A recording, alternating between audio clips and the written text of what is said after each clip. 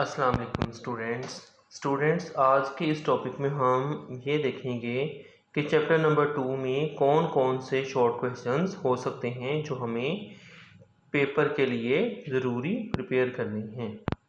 तो देखिएगा स्टूडेंट्स, इसमें सबसे पहले मैकेनिक्स है। मैकेनिक्स साइंस की वो ब्रांच है जिसमें हम ऑब्जेक्ट्स की मोशन को डिस्कस करते हैं और उन फोर्सेस को डिस्कस करते हैं जिससे बॉडीज मूव होते हैं। देन सेकंड क्वेश्चन में काइनेमेटिक्स एंड डायनामिक्स का डिफरेंस है। काइनेमेटिक्स एंड डायनामिक्स का डिफरेंस है स्टूडेंट्स। तो ये सब टॉपिक्स हमने वन बाय वन डिस्कस कर दिए हैं। अब सिर्फ मैं आपको एक इसका रिव्यू दिखा रहा हूँ कि आपने याद रखना है कि हमारे पास कौन कौन से शॉर्ट क्वेश्चंस हैं। देन नेक्स्ट देखिएगा students, scalar and vector quantities हैं और इसमें एक इसका इम्पोर्टेंट क्वेश्चन में भी हो सकता है, ये लास्ट में ही लिखा गया है, यहाँ पे देखिएगा। यहाँ 5 examples of scalar quantities and 5 examples of vector quantities, ये इतना सा ये क्वेश्चन है। ठीक है स्टूडेंट्स, नेक्स्ट में देखिएगा ग्राफिकल रिप्रेजेंटेशन ऑफ वेक्टर्स, इतना ये क्वेश्चन है। ग्राफिकल रिप्रेजेंटेशन ऑफ वेक्टर्स को एक स्ट्रेट लाइन से स्ट्रेट लाइन ड्रा करके रिप्रेजेंट करते हैं और लेंथ ऑफ लाइन जो है वो वेक्टर की मैग्नीट्यूड बताती है और एरो हेड डायरेक्शन बताता है। ये हमने काफ़ी डिटेल से पहले डिस्कस कर लिया है। तो ये इसका होगा ग्राफिकल रिप्रेजेंटेशन ऑफ वेक्टर का एक शॉर्ट क्वेश्चन।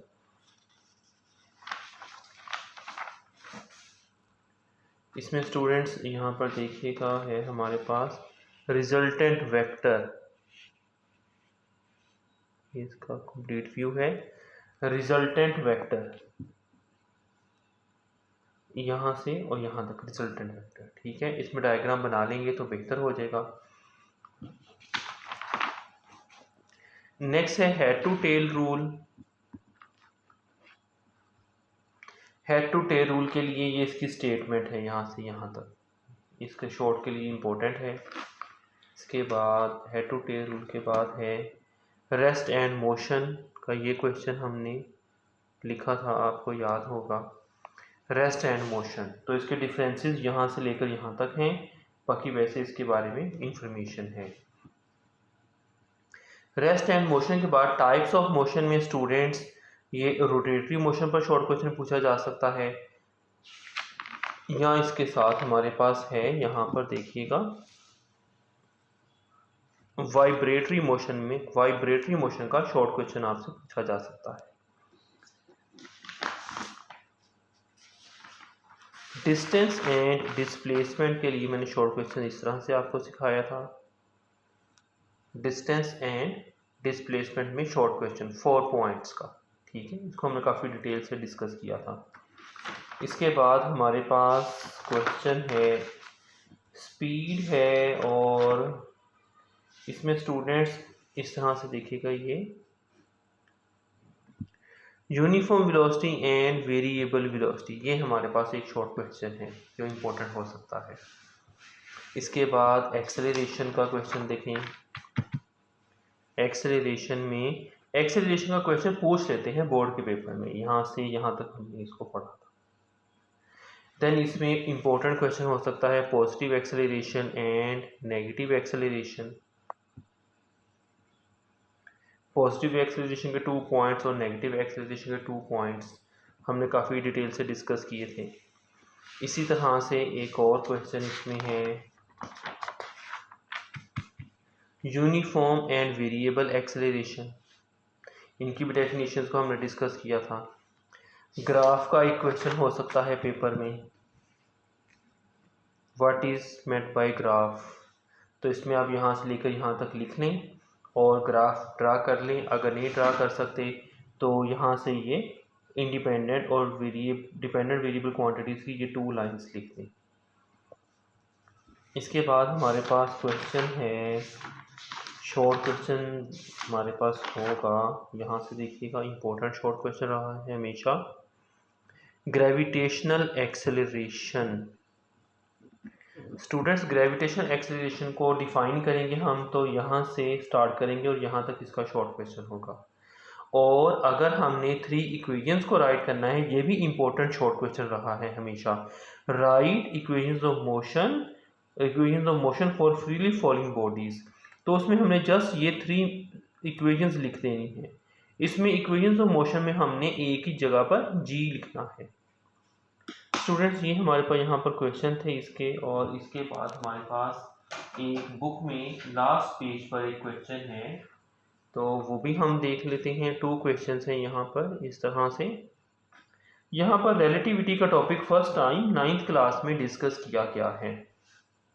रिलेटिविटी का मतलब होता है एक दूसरे के साथ रिलेशन। तो यहाँ क्वेश्चन बन सकता है, what do you know about theory of relativity. यहाँ पर आपकी बुक में तो जस्ट एक छोटा सा उसका आइडिया ही डिस्कस किया गया है। अगर आप 9th के लेवल पर ये क्वेश्चन हो तो आप इसमें से लाइन नंबर 3 और 4 इसके आंसर में लिख सकते हैं। According to this theory speed of light is a universal constant, यानी कि पूरे यूनिवर्स में जो स्पीड ऑफ लाइट है वो कांस्टेंट रहती है, और उसकी वैल्यू है, it's value is approximately 3 multiply by 10⁸ metres पर सेकेंड। हम सिंपल लैंग्वेज में कहें तो 3 लाख किलोमीटर पर सेकेंड होती है। आपने इसको इसी तरह से लिखना है, 3 मल्टीप्लाई बाय 10⁸ मीटर पर second. Speed of light remains the same for all motions. यहाँ तक होगी आपके लेवल में थ्योरी ऑफ रिलेटिविटी। यहाँ पर फिर एक और क्वेश्चन बन सकता है, what is meant by universal speed limit. Speed limit के बारे में आप क्या कहते हैं स्टूडेंट्स। ये जो स्पीड ऑफ लाइट है, ये सिर्फ लाइट ही की स्पीड इतनी ज़्यादा है। कोई भी ऑब्जेक्ट जिसका मैस हो उसकी इतनी स्पीड नहीं हो सकती है, तो इसी को हम यूनिवर्सल स्पीड लिमिट कहेंगे। आंसर इसका यहाँ से हो जाएगा, any object with mass can not achieve speeds equal to or greater than that of light. This is known as universal speed limit. तो ये स्टूडेंट्स यहाँ रिलेटिविटी में से छोटे छोटे से 2 क्वेश्चन थे। तो स्टूडेंट्स ये हमारे पास चैप्टर नंबर 2 में तकरीबन 20 शॉर्ट क्वेश्चंस बन जाते हैं। अभी फ़िलहाल आप कोशिश करें इनको अच्छी तरह से याद करें। इतने शॉर्ट क्वेश्चंस तो याद करने बनते हैं। ये है कि जब आपके पेपर्स करीब होंगे तो इंशाल्लाह इनमें से भी जो ज़्यादा इंपॉर्टेंट शॉर्ट क्वेश्चंस हैं वो भी आपको बताए जाएंगे। अल्लाह हाफिज़।